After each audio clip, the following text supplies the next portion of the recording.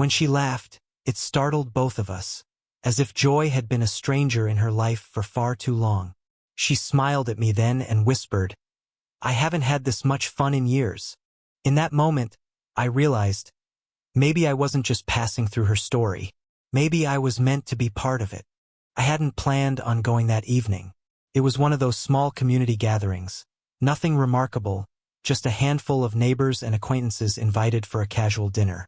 I remember almost talking myself out of it, telling myself I'd be bored, that I wouldn't know anyone well enough to enjoy it. But something nudged me to go anyway, and that's when I first saw her. She didn't enter with noise or spectacle. In fact, she slipped into the room so quietly that half the people didn't even notice. But I did. Maybe it was because she carried herself differently, with a calm kind of presence that didn't demand attention but somehow commanded it. She was in her early 40s, though the years seemed to sit on her with a kind of grace I rarely saw. She wore a dark dress, simple, with a necklace that caught the light every time she turned her head. There was a poise about her, a careful composure, and yet, in her smile, I caught something softer, something more fragile. Someone leaned over to introduce us. "This is Claire," they said, though at first I barely registered the name.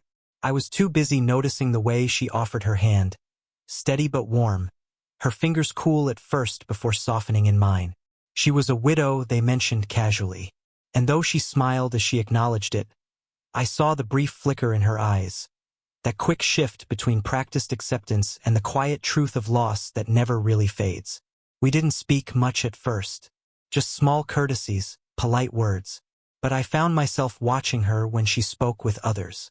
The way she laughed lightly, but only with her lips, not always with her eyes. The way she let others take the stage, choosing instead to listen, to encourage. She was beautiful, yes, but it wasn't her looks that unsettled me. It was the contradiction. How someone could seem so put together on the outside, yet carry such unspoken weight beneath it all. I remember noticing the smallest details. How she held her glass with two hands, as if anchoring herself.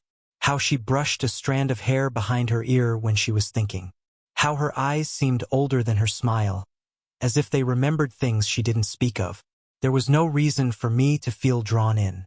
No logical explanation for why I felt the room dim around her. But I did. And in that first hour of knowing her, I realized I wasn't just curious. I was quietly moved, stirred by something I couldn't yet name. When she laughed for the first time that night, a laugh that seemed to surprise even her, I felt something shift inside me. And though it was too early to understand what it meant, I knew one thing.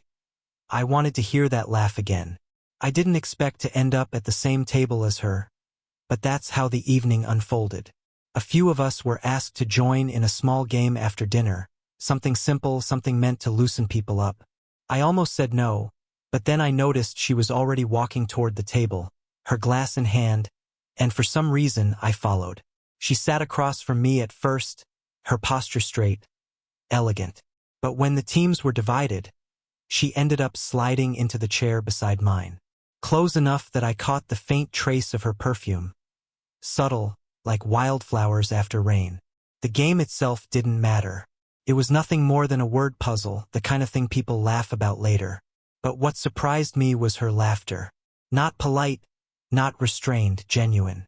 The kind of laughter that carried warmth, that broke past her composure. And every time it came, I caught myself grinning like a fool, as if hearing it was a reward. At one point, as we leaned in over the cards, her hand brushed against my arm. It was so slight, so unintentional, but it left a spark, a sudden awareness that lingered long after she moved away. She didn't comment on it, and neither did I, but I noticed how her smile softened afterward, as though she felt it too.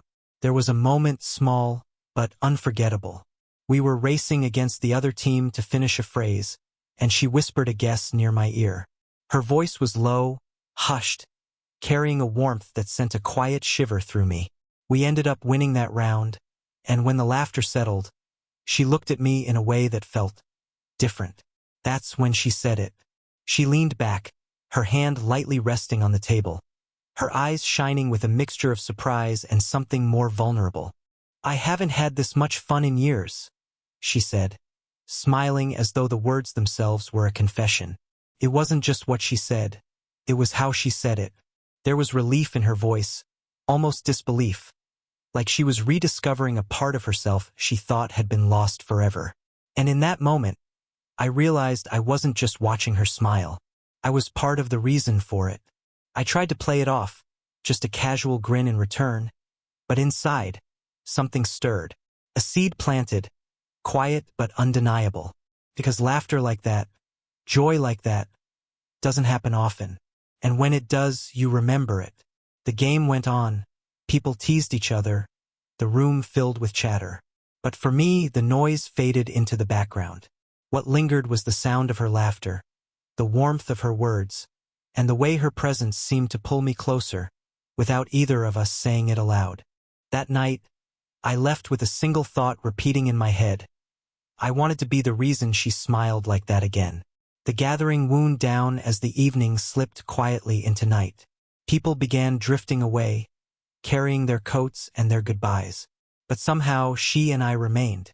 Not intentionally at first, it just happened. A few others stayed behind, but gradually, even they excused themselves until it was just the two of us lingering at the corner of the room. It started with something simple. I asked about the music playing faintly in the background, a soft jazz record that hummed through the speakers. She smiled, a real one, not just polite, and told me it reminded her of when she used to travel with her husband. Paris, years ago, in some dim cafe where the air smelled of roasted coffee beans and cigarette smoke. Her voice carried both nostalgia and loss, but there was a light in her eyes as she spoke. And I listened. Not the way people usually listen, waiting for their turn to speak, but the kind of listening that absorbs every detail. I found myself asking small questions, not to pry, but to invite her to keep painting those memories in words. She told me about her love for books she hadn't picked up in years, for old records still stacked in a box somewhere, for evenings when laughter had been effortless instead of rare. I realized she wasn't just sharing stories. She was letting me glimpse the parts of her life she didn't often bring to the surface anymore. Between us, silence came and went, but it wasn't heavy. It felt alive, full of meaning, like the quiet space where something important waits to be understood. I remember the way she tucked her hair gently behind her ear during one of those pauses, her eyes flickering toward me for a moment longer than necessary. I leaned closer without thinking. Not too close, not enough to intrude, but enough that I could feel the warmth of her presence. Our knees almost touched beneath the table, and the awareness of that small distance filled the air with a tension I didn't dare break. She laughed softly at something I said. Not the unrestrained laughter from the game earlier, but a quieter laugh, intimate, as though it belonged only to this moment between us. Her hand brushed against the edge of the table, close enough that if I'd reached just a little farther, I could have laid mine over it. I wanted to, but hesitation held me back. For a long while, it felt like the rest of the world had disappeared. Just her voice, her stories, and the way her eyes softened each time I met them. And though we didn't speak of it aloud, I knew what had happened. We had crossed some invisible threshold, from strangers sharing pleasantries to two people who suddenly mattered to one another. That night, when I finally walked away, her voice lingered with me. Her stories, her laughter, her silences. And most of all, the quiet, undeniable truth that I was already thinking of when I might see her again. The days that followed felt different. I went about my routines, work, errands, the small responsibilities that filled each week, but she kept slipping into my thoughts. Not in a distracting way, but in a steady, quiet rhythm, like the background hum of a song you can't forget. When I saw her again, at another community gathering a week later, the air between us shifted instantly. It wasn't just recognition. It was something more. A kind of unspoken acknowledgement that what had begun as chance conversation was now becoming something neither of us had expected. We talked as before, but with a different undercurrent. She told me about how she sometimes felt out of place around younger people.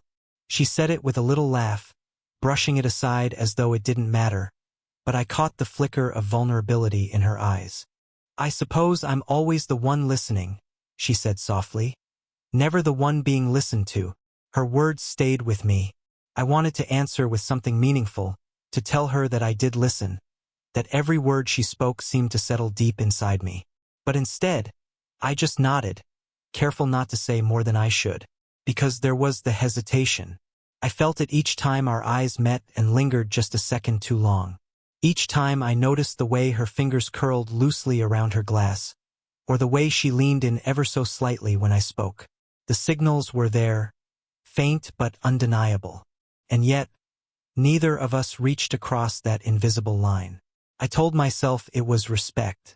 Respect for her, for the life she had lived, for the boundaries I wasn't sure she wanted crossed. But part of it was fear, too. Fear of misreading, of pushing too far, of making her feel exposed in ways she hadn't chosen. And I could sense her carrying the same weight. Sometimes she would glance at me, then look away quickly, as if she'd revealed more than she intended. Other times she'd fall into silence mid-sentence, her lips parting as though she might say something deeper, only to stop herself. There was one moment that stood out more than the rest. We were sitting at the edge of the room, where the light was dim and the noise of conversation faded into a low murmur. I said something. I can't even remember what, and she turned to me, her expression unguarded, her eyes holding mine. It was just a few seconds, but it felt endless. A question seemed to hang in the space between us. Then, just as quickly, she broke it with a soft laugh, shaking her head as though dismissing her own thoughts. I smiled too, pretending not to notice, though inside my chest, something tightened. That was the hesitation, the delicate balance we hovered in.